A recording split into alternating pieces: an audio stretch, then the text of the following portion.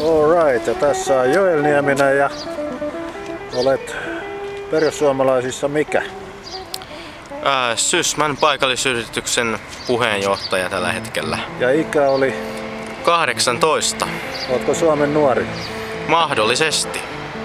Paikallisjohtaja. Ja nyt olet järjestänyt tänne Sysmän torille tällaisen tilaisuuden itsenäisyyspuolueen ja vaihtoehto EU-kansalaisliikkeen kanssa. Miltä se nyt tuntuu?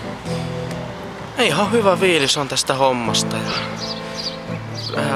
Vaikka alku olisi vähän tukkoinen, niin kyllä mä uskon, että tää lähtee tästä rullaamaan parempaan päin. Että tulevaisuudessa, kun tulee näitä samankaltaisia tapahtumia ja lisää puolueita, niin varmasti lisää ihmisiä tulee sitten.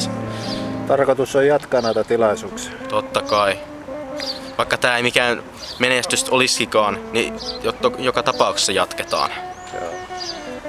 Minkälaiset tavoitteet teillä on kunnallisvaaleihin? Valtuustosta tässä saadaan noin 5-6 paikkaa. Se olisi sellaista realistinen mahdollisuus. Että... Mihin perustat tämän ajatuksen?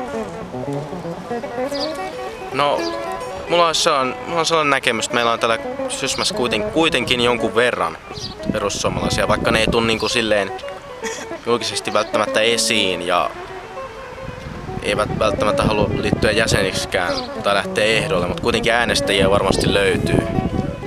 Mikä se teidän ohjelmanne tää Sysmässä nimenomaan on? Mitenköhän mä tiivistäisin hyvin?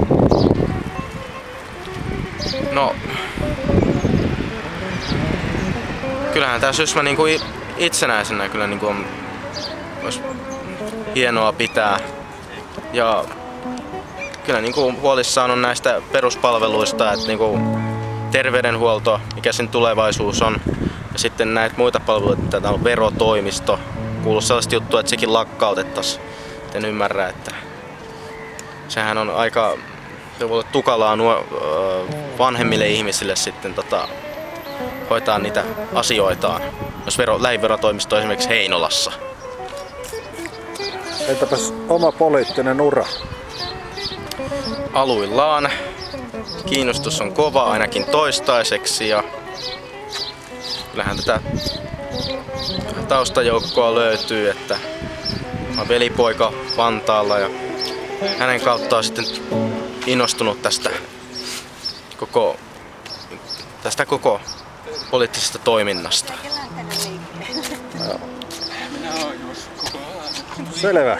Eikö toivotetaan onnea ja menestystä jatkossa? Joo, kiitoksia. Sitä tarvitaan. Kiitos.